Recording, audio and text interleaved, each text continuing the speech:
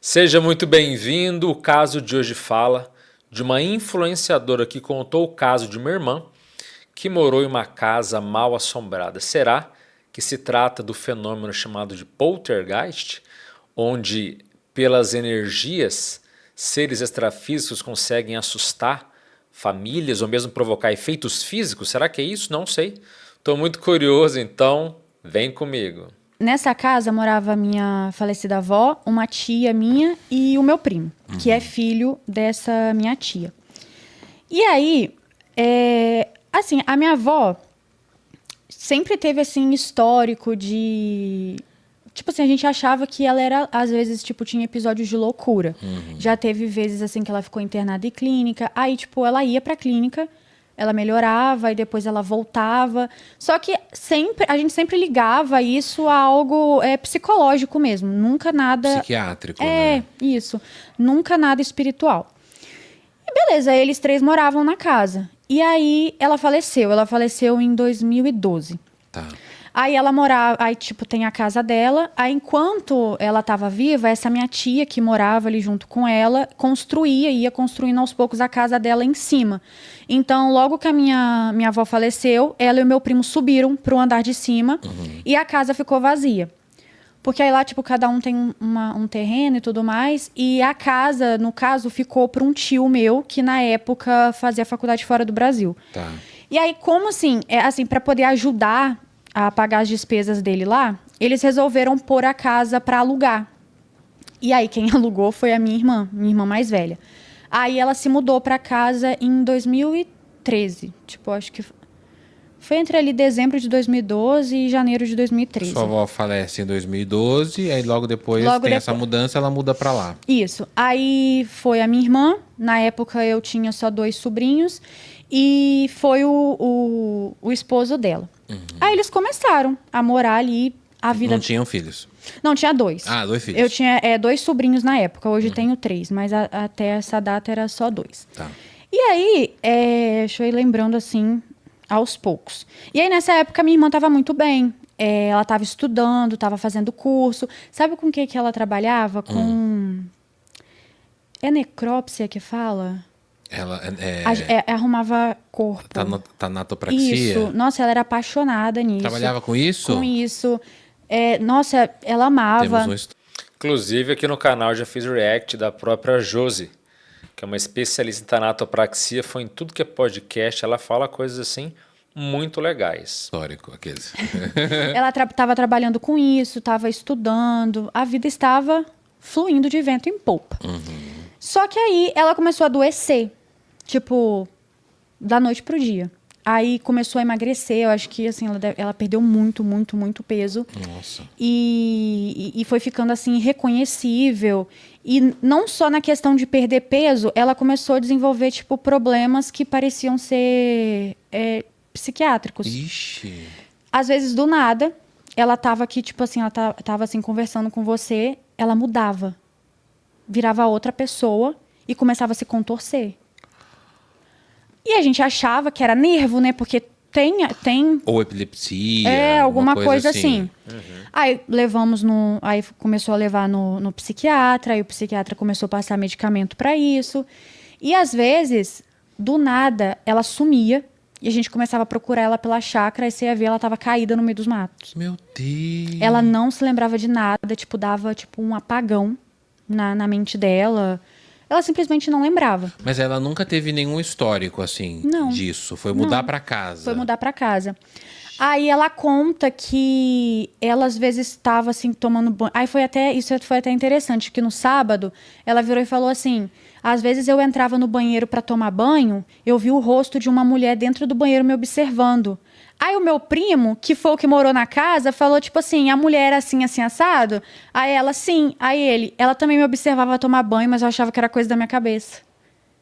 Então, tipo assim... Não era só ela que via. Eles também passavam, mas por algum motivo com a minha irmã foi mais forte. Então, tipo, o tempo que meu primo, provavelmente a minha tia e minha avó moraram lá, eles também passaram por alguma coisa. Meu Deus, mas viam. Agora, veja só, como alguns podem argumentar, falar, não, mas isso é alucinação, isso é da cabeça da pessoa. Mas olha só, Ela diz que vê uma mulher. O irmão começa a descrever, ela fala, é exatamente a mesma pessoa que eu estou vendo. Quando duas pessoas, ou três ou mais, veem a mesma coisa, obviamente que não é delírio. Pelo contrário, um está comprovando a sensitividade ou a clarividência, quer dizer, a faculdade de observar outras dimensões do outro. Um está comprovando o outro, entendeu? Então isso é um dado muito importante. Se cada um falasse uma coisa, você poderia falar, ok, essa família aqui tem um delírio, cada um no seu delírio. Mas quando eles se confirmam, aí muda totalmente de história, né? Onde ela falava? Tipo, na parede? Na parede do banheiro, assim. Tipo, como se estivesse saindo da parede e depois voltava. Meu Deus, tá me arrepiando. Aí, tinha vezes assim, que eu chegava da varanda da casa da minha mãe, né? Eu morava com a minha mãe ainda, e eu via uma mulher passando na varanda da casa que a minha irmã morava. E, tipo, a minha irmã é branca, tem os cabelos longos e preto. E aí eu via essa mulher passando, eu achava que era ela. É, minha irmã. Que ela já tava muito magra. Aí eu chamava, ela nunca respondia. Aí a minha mãe via essa mulher também. Aí, depois de muito tempo que a gente foi descobrir que é o espírito dessa mulher que atentava a minha irmã. E a gente via ela transitando e, tipo, a gente achava que era minha irmã, porque a característica era muito parecida. Aí, eu vou contando, assim, o que eu lembro, né? Aí teve uma vez... Nossa, esse episódio aqui também foi muito doido. Teve uma vez que a minha sobrinha chegou pra minha mãe e falou, vó, eu não quero dormir naquela casa essa noite, eu não posso dormir lá, porque senão aquela mulher vai me matar. A filha da sua irmã? Da minha irmã, é a minha sobrinha. Aí a minha mãe, a gente já tava percebendo que tinha alguma coisa estranha, entendeu, acontecendo, porque, né. Aí a minha mãe falou assim, não, pode dormir aqui.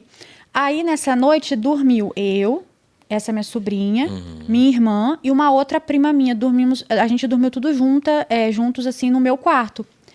Aí a gente já tava tudo deitada pra dormir, quando do nada, a luz não tava apagada ainda. Quando do nada, a minha sobrinha acorda e começa a falar que a mulher tava dentro do quarto. Meu Deus. Aí, lá na outra casa. Na minha casa, na casa que eu morava. Casa. Que eu morava com a minha mãe, dentro do meu quarto. O espírito sai das... Meu Deus, e vai pra tua casa. Aí... Mas olha, gente, é a coisa mais comum que tem. Vocês acham mesmo que um ser extrafísico está preso à parede, está preso a um determinado território? Claro que não. Eles vão para onde eles quiserem. Agora, se a pessoa que eles têm interesse sai dali, eles podem muito bem acompanhar, como qualquer pessoa humana, entendeu? Então, essa surpresa, na verdade, é pelo contrário, é a coisa mais comum que tem. Ah, mas quer dizer que aquela casa é mal assombrada, eu não posso ir lá. Olha, geralmente lá é um processo mais denso, mas os seres que habitam esses locais de poltergeist, eles saem e vão para onde eles quiserem, tá? Não quer dizer que tem a mesma força do que aquele ambiente, mas esse trânsito é muito comum. Eu sentei na cama, aí a minha sobrinha, né, Suzana, falava, ela tá em cima de você, só que aí eu comecei a sentir uma energia. Meu Deus. Sabe quando você chora de medo? Sei. Eu comecei a chorar de medo, e aí, tipo assim, foi assim, todo mundo ficou... Não é legal.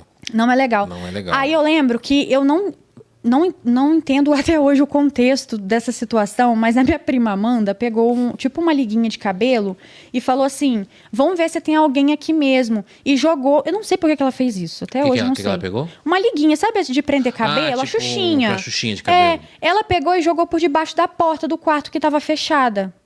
A Xuxinha voou o quarto. Tipo, alguém como joguei... Só que, ela passou a Xuxinha por debaixo da porta. Ela falou assim, vamos ver se tem alguém aqui mesmo. E jogou a Xuxinha por debaixo da porta. Ali. E depois o negócio voou pelo quarto. Mas como que voltou na... Exatamente. E só que até hoje eu não entendo por que ela fez isso.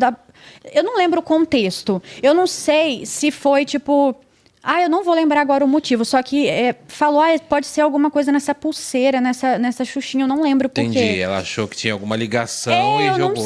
Eu não sei se ela falou, eu achei isso. Ela falou assim, eu achei isso em algum lugar, de repente é isso.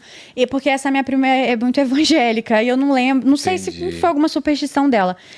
E aí, nisso, que a Xuxinha voa, assim, o quarto, a gente começa a gritar. Aí os copos na cozinha da casa da minha mãe começam a chacoalhar. Ah, meu filho, a gente gritava. E aí a minha mãe chegou e perguntou o que tinha acontecido. E aí, a gente contou, né? Aí a gente fez uma oração. Claro, Pai Nosso, Ave Maria, eu creio em Deus Pai. Eu pego o terço. Eu creio em Deus Pai. Aí dormimos com a porta aberta e com a luz acesa. E aí foi muito bizarro. Como se mudasse alguma coisa, né? A porta aberta, a luz acesa.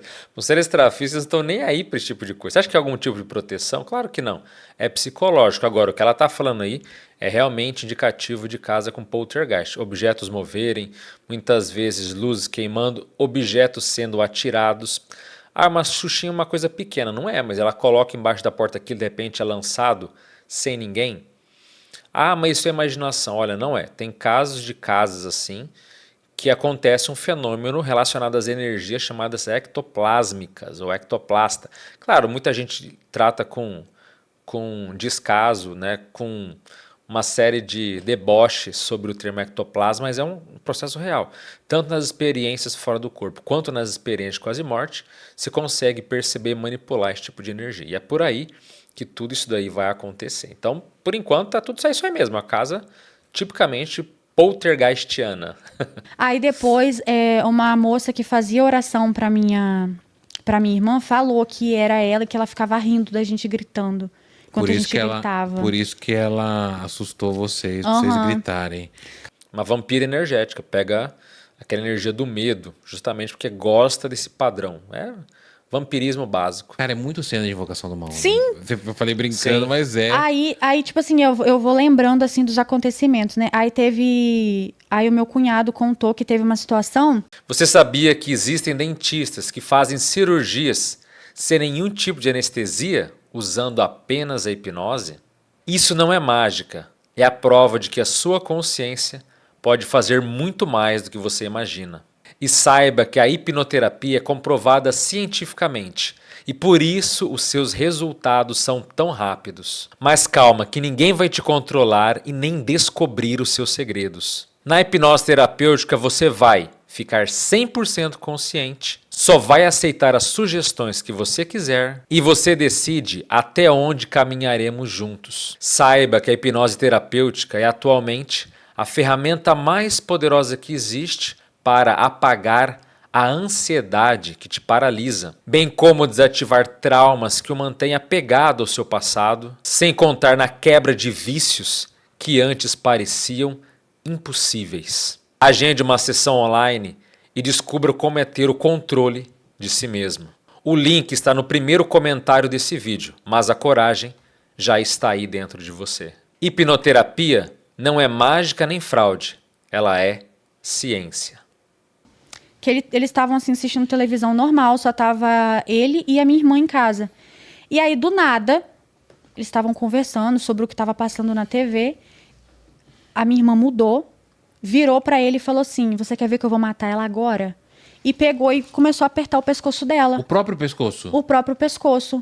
E aí ele conta que o semblante dela mudou completamente. Aí foi agarrar, aí começou a agarrar, ele chamou o meu sobrinho, né? Tipo, corre aqui, ajuda e tal, ela tá tendo crise. E, só que isso não foi, tipo, a única vez que aconteceu, não. Mas teve uma outra vez que eu presenciei. A gente tava na casa dela e ela tava sentada no sofá e a gente percebeu que ela mudou.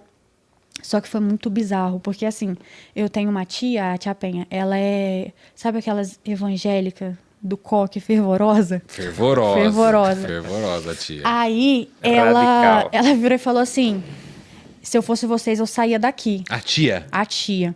Aí eu não saí, não, eu fiquei. Ficou eu, minha irmã mais nova e a minha prima Amanda. As outras crianças saiu tudo.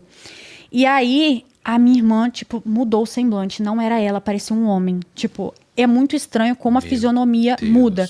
E aí, a fisionomia mudava, assim, tipo, ela dava umas gargalhadas. Não falava nada. Só dava muita gargalhada e começava a se contorcer. Nossa, era muito feio. E aí, a minha tia começou a orar. E olha, deu trabalho pra aquilo sair dela, tá? Caramba, isso é quase uma possessão, se não se não for, né? Às vezes eu acho que bem foi, sabe? Uma possessão. É um tipo de possessão, porque aquilo parece que tava se nutrindo dela ali, sabe? Foi muito bizarro. Absurdo. Mas aí, demorava pra sair, Leandra? Tipo, demorava. Ficava uns 30 minutos. Demorava. Meu Deus, 30 minutos é muito tempo. Tipo, 10 minutos já é muito. Não, ficava muito tempo. Muito tempo. Mas aí ficava falando o quê? Gritava? Ria. Esse ficou rindo o tempo todo. Igual quando ela tava com o meu cunhado, ele só falou, você quer ver que eu vou matar ela agora? E, tipo, só no pescoço. E ela mesmo pega no próprio cena pescoço. De filme. Cena de filme mesmo. Agora, esse tipo de coisa é possível se evitar? Claro que sim.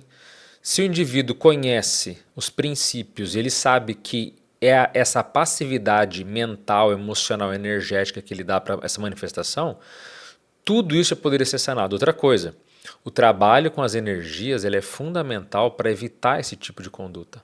Ou seja, você mesmo consegue trabalhar as suas energias pessoais, que todos nós temos energia, e isso pode inclusive fazer certa blindagem, ou fazer com que o seu ambiente fique mais energeticamente positivo. Tudo isso é possível, tá?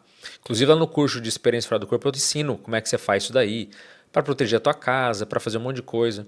Inclusive o famoso estado vibracional. Fazer do jeito errado, estado vibracional não adianta nada.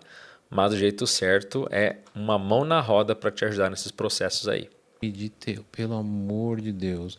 Mas e aí, eles mudaram de lá? Como é que foi? Então, ela morou um pouco mais de um ano na casa. Até que. Não tem o meu tio Matheus, que eu contei que faleceu?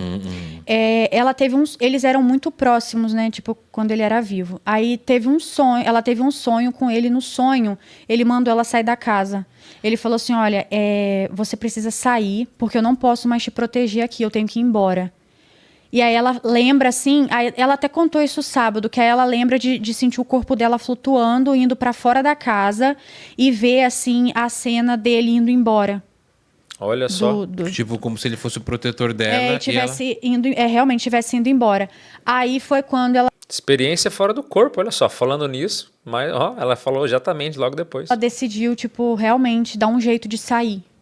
E ela ficou bastante tempo. E assim, foi uma parada que destruiu muito. Ela emagreceu muito. Ela nunca concluiu o curso dela porque ela desenvolveu muito problema depois disso. Então, assim, foi bem pesado. Mas foi um pouco mais de um ano. Aí ela se mudou, foi para outro lugar. E aí foi melhorando. Foi voltando. Só que assim, teve que frequentar muito a igreja. Mas foi bem pesado. Porque assim, a gente via ela definhando, sabe? E era muitas coisas assim bizarras que acontecia, tipo em volta da casa também que a gente via, de ver vulto. Ai, era muito estranho. Você falou que via mulher na varanda, mas fora ver a mulher você também via vultos. Sim, tipo... Quando é só uma mulher, a gente pode até hipotetizar que era uma consciência com apego material. Olha só, vou fazer uma pergunta para você. Depois que você partir desse plano material aqui, dessa dimensão material, você vai ficar apegado na tua casa, nas tuas coisas, ou você vai simplesmente seguir o seu caminho e deixando para trás tudo que você construiu na vida? Então é fácil, às vezes a pessoa falar, isso aí é uma consciência doente. Mas e você? Quando você morrer, você vai desapegar de tudo ou vai ficar ali? Isso aqui é minha casa, ninguém sai. Vocês lembram dos filmes chamados Os Outros, com a Nicole Kidman? É um filme maravilhoso que mostra justamente que uma família vai para uma casa que tinha todo aquele aspecto, vamos dizer assim, sombrio de uma casa europeia enorme, e aí lá de repente tem outros, né, os outros que convivem ali que são extrafísicos, que são invisíveis aos olhos humanos, mas todo mundo na casa sente que tem alguma coisa esquisita ali. Tem alguns seres que não são daquele ambiente, que convivem ali. Você está entendendo? Então, e filmes outros, se você não viu, se você assistiu, assista de novo, mas com um olhar crítico, porque é muito bom e fala exatamente disso. Quem são os outros? Olha, eu não vou falar o final desse filme, esse spoiler até é velho, porque já é um filme bem antigo, né? Não é tão antigo, vocês dão 2000, 2001, enfim. Mas é algo muito didático para entender esse processo aí. Pô, era muito bizarro, às vezes escutava, tipo, criança chorando. Nossa, eu senti um cheiro de cigarro do nada agora. Olha só, olorização. Doido. Eu ficando com medo. Falando cheiro de cigarro, é espírito por perto, viu? Espírito de viciado por perto. Olha! Gente, tô sentindo cheiro de fumo, não tô te zoando. Você não tá sentindo, Sara? Você não tá sentindo, Leandra? Não. Ainda não. Olha só. Gente, eu tô sentindo um cheiro de... De cigarro? De cigarro, sabe? Ó, tá sentindo? Pá! Ai, que ódio! Teu gato acordou. Não, mas eu tô sentindo mesmo o cheiro de Acordou. cigarro. O Daniel é maravilhoso, né? Nem da soneca. Acordou o neném da soneca. Mas, ô, Leandra, você falando isso, você vê que o espírito, né? Eu falei de brincando em invocação do mal, mas você vê que o espírito ele pega uma pessoa e ele definha ela, ele Sim. gruda nela, né? Gruda nela. Vampiriza. Pegou na tua irmã, possivelmente, era uma mulher, porque na outra família antes da sua, não era uma. Não tinha mulher assim, fora sua avó? Porque talvez o espírito precisava pegar alguém próximo a ele, assim, sabe? Você tá falando, tipo, que faleceu, alguma coisa Não, assim? não. Por exemplo, a família. Que morou na casa? É, a que morou antes dela. Tinha alguma mulher? Tinha minha tia, que era... E ela Não pegou. não pegou. Porque seu primo via ela no banheiro, Ai, né? meu primo... Não, é muito doido, porque, tipo assim, esse meu primo, quando ele era criança, tadinho, ele era muito atentado. Aí a gente brinca, Tadinho, a gente fala que era o espírito que atentava ele. Porque realmente, depois que ele se mudou pra casa de Melhorou. cima, ele melhorou. Mudou da água pro vinho. Gente, ele era muito atentado, vocês não têm... Nossa, eu tinha pena da minha avó. É, pode ser, não pensei nisso, né? Olha, como se diz, e eu concordo totalmente, criança de mau gênio é criança sediada. Criança danada, em outras palavras, criança danada demais está sob influência de ser extrafísico. Pode ser o temperamento dela? Claro que pode, mas em geral sempre tem alguma companhia que se aproveita dessa fase de maturidade, de descobertas, que faz a criança ficar, exacerbar o lado pior que ela tem. Agora, eu estou inclusive querendo fazer um vídeo aqui com casos, com relatos de casas mal assombradas ou coisas nesse sentido. Se você tiver um relato verídico de alguém, coloca aqui nesse e-mail que está aparecendo aqui na tela, para que eu possa escrever e eu for fazer um vídeo com vários relatos, tá? Descreva ali só escreva dentro do e-mail, tá? Não coloca anexo, que anexo eu não abro. Mas escreva com o máximo de detalhes possíveis sobre esse assunto e futuramente vamos fazer um vídeo aqui. Agora, uma coisa seríssima para se falar é essa influência extrafísica na nossa vida. Grande maioria de nós recebe influência de outras dimensões. Pessoas já faleceram. Isso é quase morte, a experiência fora do corpo, isso é notório, torna-se óbvio para quem tem uma vivência fora do corpo e vê a realidade de um olhar, vamos colocar, um prisma externo até certo ponto. Só que um ambiente que é energeticamente defasado, ele pode literalmente, realmente, como ela falou, definhar uma pessoa, acabar com projetos, distorcer uma vida que está vindo bem. Quantas pessoas que vão para uma casa, que aquela casa é um bagulho energético, energeticamente é tóxica, e ali a família se desestrutura, briga, mas por quê? Pela energia e pelos seres extrafísicos que estão ali, habitando ou coabitando junto da família humana, da família física.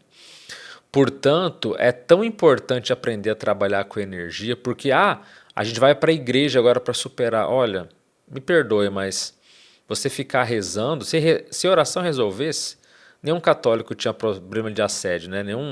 Não só católico, mas toda pessoa fervorosa, muito religiosa, não teria problemas com assediadores ou obsessores extrafísicos. Você pode chamar de capeta, de, enfim, encosto astral, espírito patológico, enfim. Esses seres não teriam acesso, contato para alguém que é religioso, mas não funciona dessa forma. Os mecanismos, o modo como tudo opera, o nível do jogo são outras regras, é um outro processo quando a gente coloca o viés das outras dimensões. Se você quiser saber como está a sua casa, se você trabalhar algum tipo de técnica para ter um acesso à questão extrafísica, como clarividência, visão remota ou clarividência viajoura, experiência fora do corpo. O fato é, você consegue sair da matéria e perceber quem que mora na minha casa comigo. Isso é para você se assustar que algo negativo vai te fazer mal?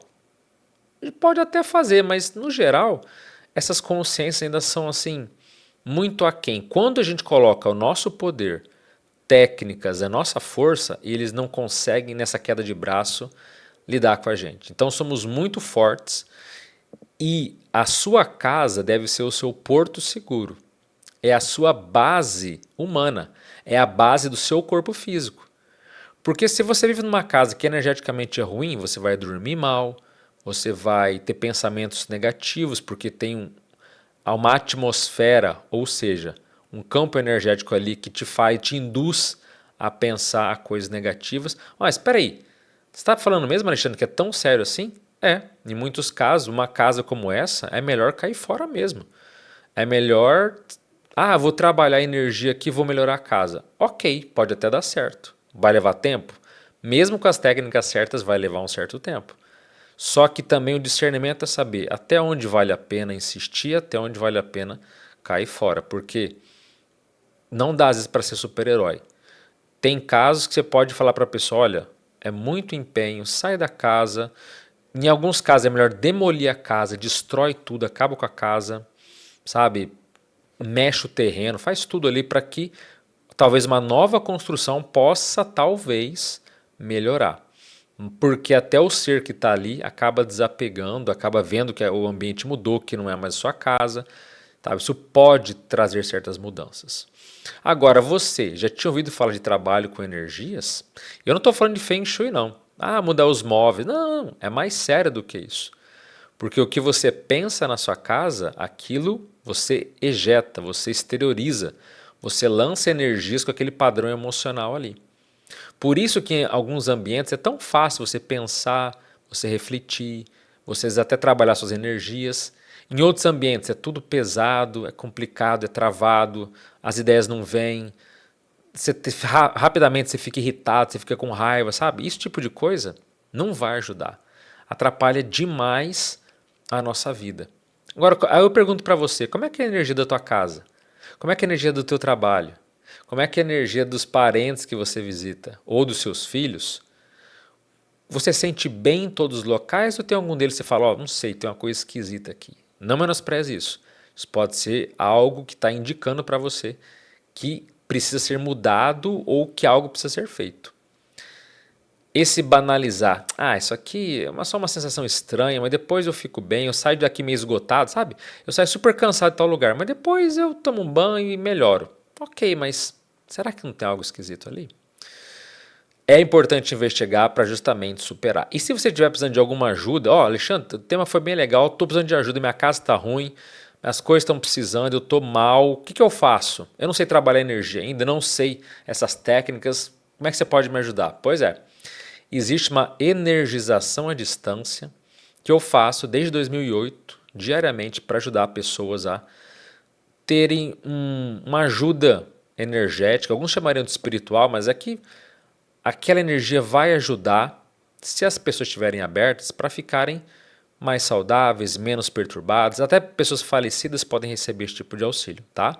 Agora, como fazer isso? Eu vou deixar um trecho aqui lá do Plugado Podcast, onde eu expliquei resumidamente essa técnica, tudo gratuito. Você vai mandar o seu e-mail, esse e-mail não vai ser usado de forma alguma para fins comerciais. E a gente recebe esse pedido e encaminha energia para você ou para as pessoas indicadas, que não precisa nem avisar as pessoas, tá? Então dá uma olhadinha aqui nesse trecho e depois eu volto. É uma técnica de doação de energia. Para quem admite, acredita que a gente troca energia, que pensamento é poder e tal, tem uma técnica chamada TENEPS. TENEPS é tarefa energética pessoal. É uma energização à distância. E essa técnica é feita 50 minutos por dia em média. 50 minutos é 1 hora. Todo dia. Não tem feriado, não tem domingo, não tem nada. Então é um horário fixo, você para doar sua energia. Tipo um grupo de oração. Não é porque é sozinho, é totalmente isolado, você é pessoal. Não tem ninguém, não tem nenhuma testemunha física. Entendi. Mesmo que tenha alguém na tua casa, a pessoa se isola, vai num quarto fechado, ali ela trabalha as técnicas de energia e depois se predispõe para esses amparadores que eles vão acoplar em você e vão pegar a tua energia para doar para quem está precisando. E nessa NEP a gente recebe pedido. Então você pode mandar um pedido, fulano de tal, mora em rua tal, tá precisando. A gente recebe pedido de nome e endereço e o motivo é opcional. Às vezes a pessoa fica constrangida, envergonhada, mas a gente recebe por e-mail isso aí. É? A pessoa manda o nome, o Legal. endereço completo e a gente coloca numa caixa lá de assistência. E essa assistência dura de 1 dia a 6 meses. Casos mais bobinhos pode durar, bobinho entre aspas, né? Mas casos mais fáceis pode durar uma semana, um mês de ajuda, casos mais hards até 6 meses de ajuda. É um envio de energias. Isso, então você doa energia todo dia. Eu me preparei anos para fazer isso, porque não...